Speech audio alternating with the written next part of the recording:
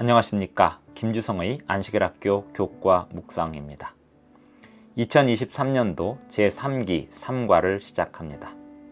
제목은 높임 받으신 예수님의 권능. 7월 9일 일요일 교과입니다. 제목은 기도와 감사. 사도 바울은 에베소 교회에 편지를 보내면서 그들을 위해서 어떻게 기도하는지에 대해 기록하였습니다. 그렇게 한 이유는 에베소 교회의 성도들이 예수님을 믿는 믿음 안에서 성장하고 성도 간에 사랑으로 교제한다는 소식을 두기고를 통해서 듣게 되었기 때문입니다. 다음의 성경절에서 바울의 기도를 살펴보고 어떤 주제들이 공통적으로 담겨 있는지 확인해 보면 좋겠습니다.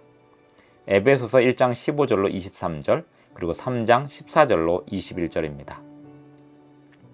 때때로 우리가 드리는 기도의 기본 어조는 어떤 문제나 어려움으로 인한 간절한 것일 때가 많습니다.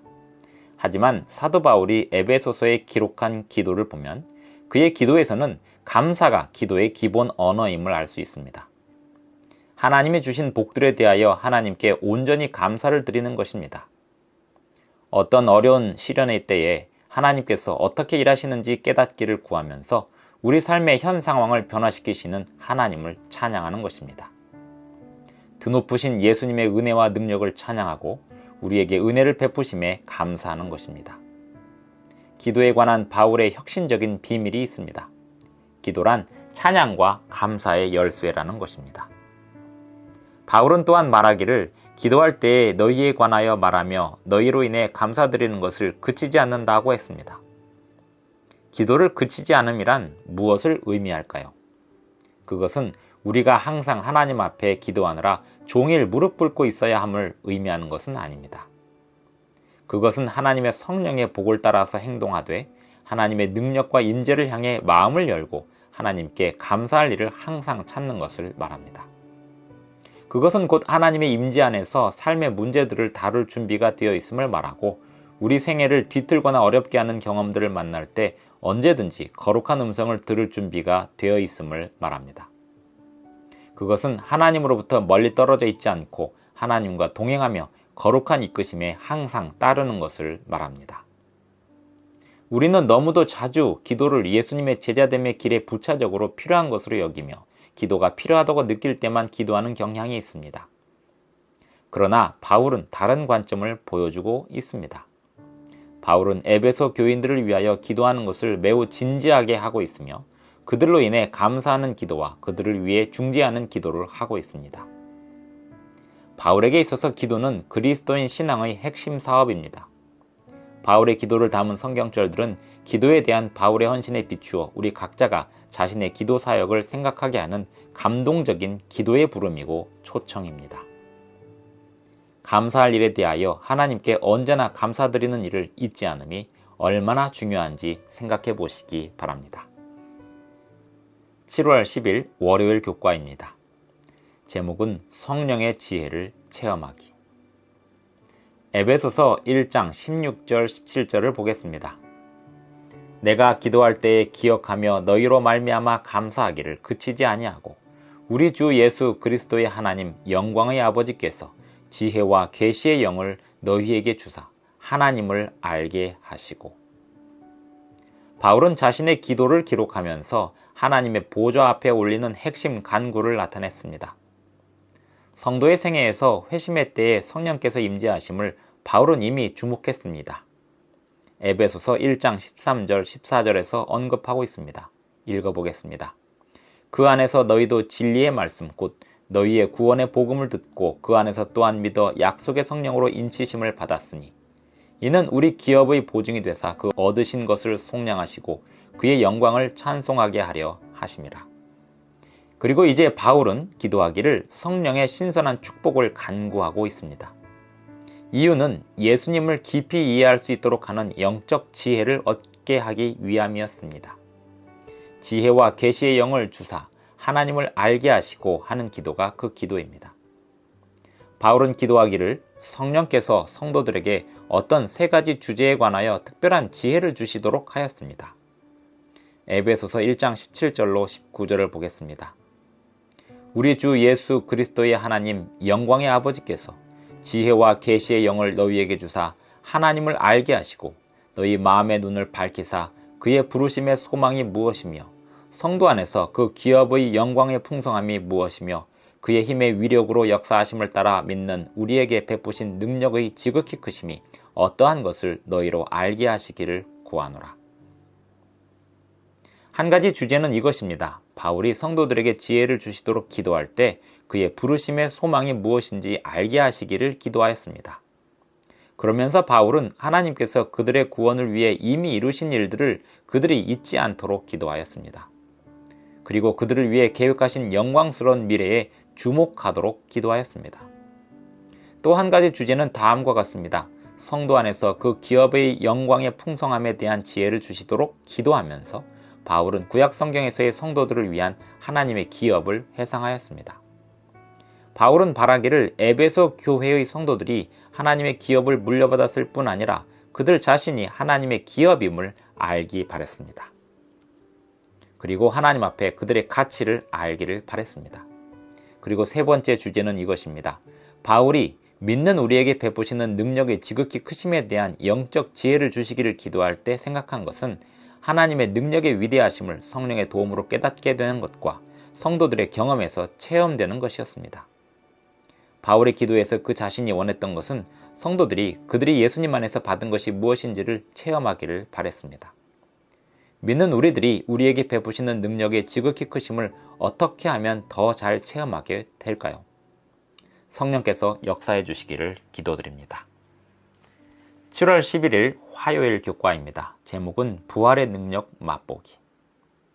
바울의 기도를 계속해서 살펴봅니다. 에베소서 1장 20절로 23절을 보면 성령께서 성도들에게 주셨으면 하는 그 소망에 관한 지혜에 관한 주제에서 세 번째 주제를 더욱 확장시키고 있습니다.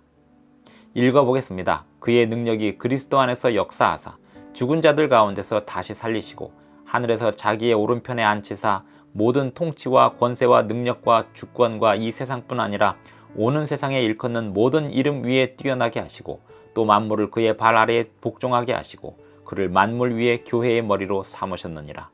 교회는 그의 몸이니 만물 안에서 만물을 충만하게 하시는 이의 충만함이니라. 이것은 하나님의 능력의 광대하심으로 성도들을 위하여 하나님이 행하시는 일에 관한 주제입니다. 바울은 두 가지 구원사 사건을 가리키고 있습니다. 하나님의 능력을 가장 잘 보여주는 사건입니다. 첫째는 죽은 자들로부터 예수님을 부활시키신 것이고 둘째는 예수님께서 우주의 보좌로 오르신 것입니다. 성경을 보면 하나님의 능력이 예수님의 부활을 통해 어떻게 나타나 있습니까? 에베소서 1장 20절, 고린도전서 15장 20절로 22절, 빌립보서 3장 8절로 11절, 히브리서 13장 20절로 21절, 베드로전서 1장 3절을 참고하면 좋겠습니다. 이상의 성경절 중에서 에베소서 1장 20절만 읽어보겠습니다. 그의 능력이 그리스도 안에서 역사하사 죽은 자들 가운데서 다시 살리시고 하늘에서 자기의 오른편에 앉히사. 예수님의 부활은 기독교 신앙에서 양도할 수 없고 타협할 수 없는 중요한 진리입니다.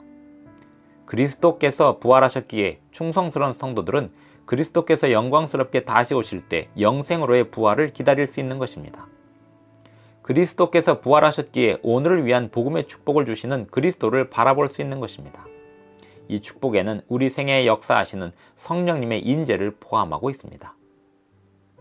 하나님께서 그리스도를 보좌 우편에 앉히셨다는 사실은 시편 110편 1절에서부터 알려진 사실입니다. 그 구절은 신약 성경에서 가장 빈번하게 인용되는 구절이기도 합니다.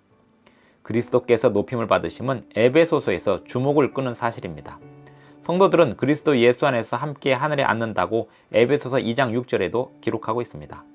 게다가 바울은 언급하기를 그리스도의 승천은 그리스도께서 모든 것을 채워주시고 당신의 교회에 은사를 주실 것에 대한 서곡임을 알립니다. 에베소서 4장 8절로 11절을 보겠습니다. 그러므로 이르기를 그가 위로 올라갈 때에 사로잡혔던 자들을 사로잡으시고 사람들에게 선물을 주셨다 하여도다. 올라가셨다 하였은즉 땅 아래 낮은 곳으로 내리셨던 것이 아니면 무엇이냐? 내리셨던 그가 곧 모든 하늘 위에 오르신 자니 이는 만물을 충만하게 하려 하심이라. 그가 어떤 사람은 사도로, 어떤 사람은 선지자로, 어떤 사람은 복음 전하는 자로, 어떤 사람은 목사와 교사로 삼으셨으니. 바울은 그리스도께서 단순히 보좌에 앉아 계시는 정적인 이미지로 생각하지 말 것을 권하고 있습니다. F.F. 브루스는 이 부분에 대해서 말하기를 승천하신 그리스도께서 성령을 통해 온 세상에 나아가 정복하고 또 정복하시는 역동적인 신약의 장면이라고 하였습니다. 그리하여 바울은 예수 그리스도께서 높임을 받으심, 즉 그리스도의 대관식을 보여주고 있습니다. 단순히 거룩한 능력을 성도들에게 주시는 것을 보여주는 것이 아니라 권능의 근원을 보여주고 있는 것입니다. 7월 12일 수요일 교과입니다. 제목은 모든 능력 위에 계신 그리스도.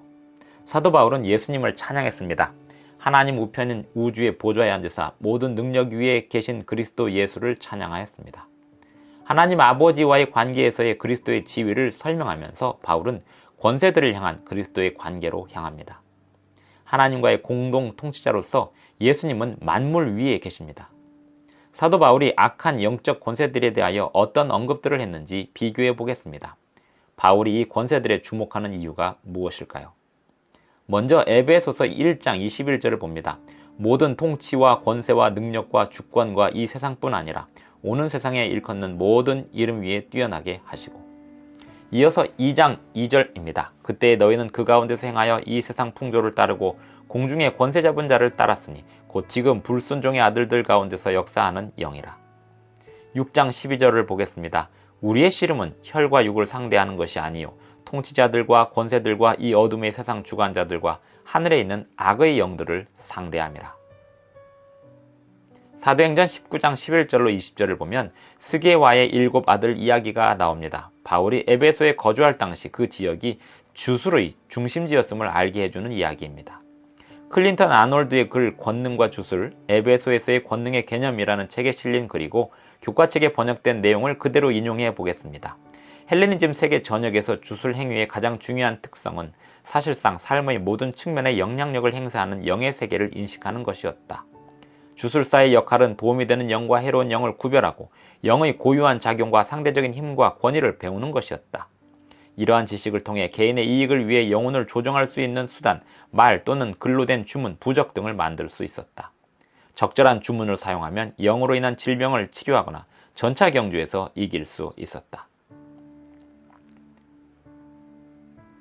사도행전 19장 13절에서 보듯이 에베소에서 영적인 삶의 단면은 신과 권능들의 이름을 부르는 것에 대한 관심이었습니다.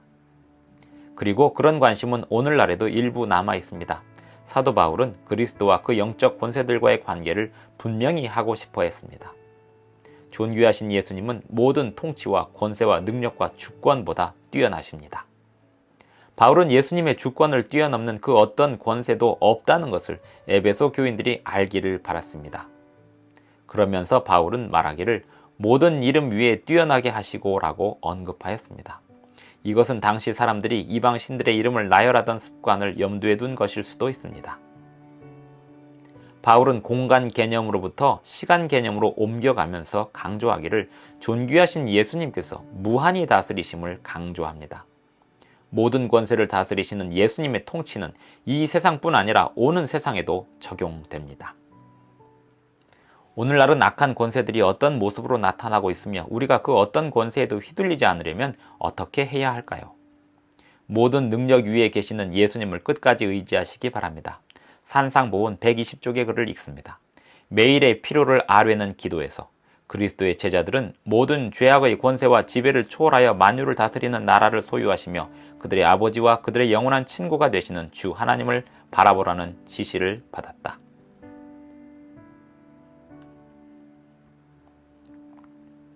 (7월 13일) 목요일 교과입니다. 제목은 예수님, 만물, 그리고 예수님의 교회. 1세기의 초기 교회는 시편 110편 1절을 예수님의 권세에 관한 예언이라고 보았습니다. 시편 110편 1절을 보겠습니다. 여호와께서 내 주에게 말씀하시기를 내가 내 원수들로 내 발판이 되게 하기까지 너는 내 오른쪽에 앉아있으라 하셨도다. 그들은 시편 8편도 같은 방식으로 읽었습니다. 하나님께서 만물을 그의 발 아래 두셨고 인자의 발 아래 두셨다고 확인하였습니다. 하늘에 있는 악의 권세들이 그들의 위에서 그들을 지배하려 들려고 하는 것을 알았지만 그들의 믿는 바는 그 악한 권세들이 예수님의 발 아래 있음이었습니다. 만물을 그의 발 아래 두신 아버지께서 그를 만물 위에 교회의 머리로 삼으셨다는 사실을 주의 깊게 생각해 보시기 바랍니다. 만물은 보편적이고 포괄적인 용어지만 바울은 여전히 그 마음 가운데 권세들을 염두에 두고 있습니다. 만물, 즉 우주적인 초자연적인 영적 권세들을 포함하여 그 모든 것들이 예수님의 발 아래 있고 예수님 앞에 굴복할 수밖에 없는 존재들입니다. 그리스도께서 우주의 보좌 위에 앉으시고 존귀하시다는 점과 하늘과 땅의 모든 권세들 위에 통치하신다는 점이 예수님의 교회에 어떤 유익을 줄까요? 에베소서 1장 22절 23절을 봅니다. 또 만물을 그의 발 아래에 복종하게 하시고 그를 만물 위에 교회의 머리로 삼으셨느니라. 교회는 그의 몸이니 만물 안에서 만물을 충만하게 하시는 이의 충만함이니라. 하나님께서는 그리스도를 모든 악한 권세를 제압하게 하셨습니다.